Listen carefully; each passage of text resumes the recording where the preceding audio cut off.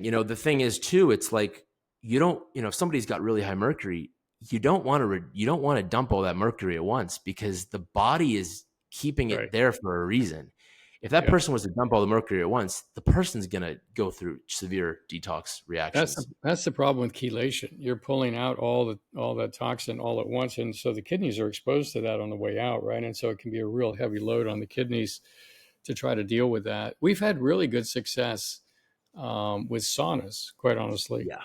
and Yeah. then using oral metal-free kind of detox to help pull it out through the stool Yep. and out through the skin, because that seems to be the least toxic to the body, right? And we've seen dramatic drops Huh. in mercury levels for people that. Well, the other group is the people that not only with the fillings, but people that eat a lot of fish. Yeah. And we think fish is a healthy food, and then the next thing you know, well, I'm eating sushi all the time. What are you eating? Well, I'm eating all this, that, and that. And that's like, well, let's check your mercury, because we see it super high many, many times. So Absolutely. And yeah. sauna is so important, and it's a major excretion pathway, and Mm-hmm. it's just super important, especially for aluminum toxicity. Yeah. That's another one that I see a lot, is aluminum toxicity. I see And that antiperspirants, right? So a lot of any antiperspirants have aluminum, and it's been linked to dementia, as you know. So yeah, it's pretty interesting. So yeah, you don't want to be using these, keep your armpit dry type deodorants. So Yeah, and it's not only deodorants are definitely the big one. Another one is antacids, like the okay, Pepsid AC. yeah. I didn't realize this, but in college, I had this alcohol flush syndrome. My face would get red when I drank, and Mm-hmm. as a college kid that was just immature, I would take these Pepsid ACs before I drank. Little did I know that they were loaded with aluminum.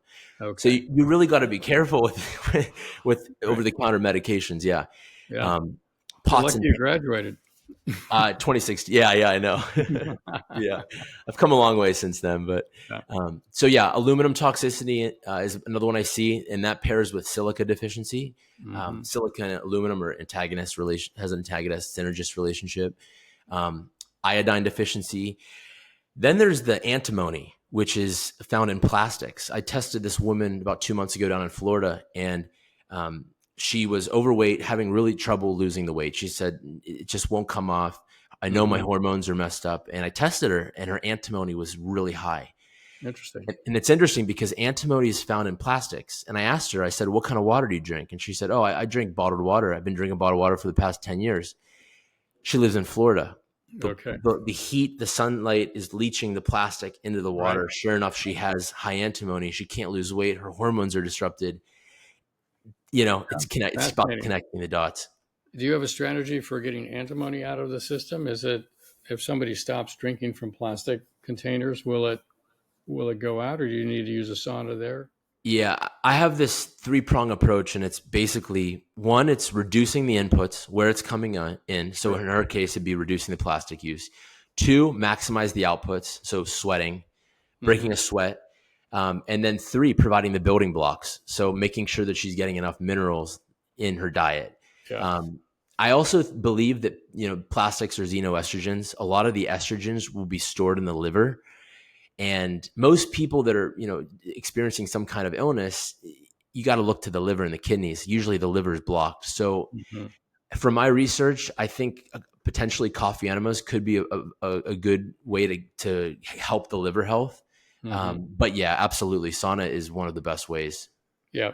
Yeah, we love sauna. There's a lot of great data on sauna, Yeah. as the audience knows, from longevity perspective too. Yeah. Dr. Gladden and Jeff, this is a question for you. How often do you recommend clients, patients to sauna Well, generally? yeah, I mean, the data from Scandinavia was 4 days a week at for 20 minutes, actually 19 minutes at I think 175 to 180 degrees was where they got massive changes, right? So they followed guys for 20 years and they had a 55% reduction in Alzheimer's, dementia, 50% reduction in cardiac events and strokes, and then a 40% reduction in all-cause mortality in cancer, I believe. So, yeah, it's a dramatic kind of thing, and you can increase heat shock proteins with exercise also. Particularly if you're out there sweating, doing things like that. Um, And I'll just interject this about cardio in general, is that we're now measuring the Clotho gene for our clients, and we can measure Clotho levels. And it turns out when you have higher Clotho levels, you live longer, your kidneys are healthier, blood vessels are healthier, your brain is healthier, and having high Clotho. So when you're lifting weights, you're actually lowering Clotho.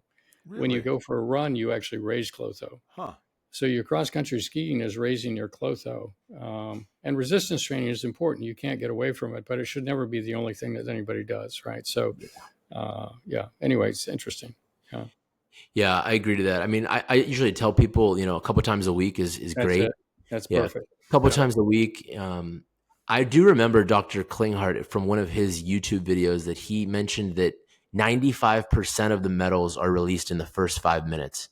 I don't know how accurate that statement was, but it just always has kind of stuck with me. So First I, 5 minutes of the sauna. yeah.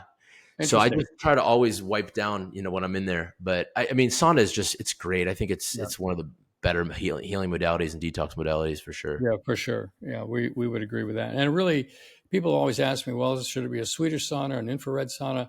Quite honestly, it doesn't matter. I mean, the data is out of Sweden was in, the hot saunas, so to speak. But there's data out of Japan that's very good for infrared saunas and cardiovascular disease and peripheral vascular disease. I think the idea is just raise your body temperature, quite honestly. Raise the body temperature and break a sweat. Yeah, I actually do a sweat lodge every Wednesday with a group down in Buda, but it's just I thought maybe this was back in the jungle. no, this is actually here in Texas, but Okay. it's just you leave that sweat lodge, and I mean it's very spiritual as well. But I mean you can Right. just feel your body, you feel lighter, you feel great.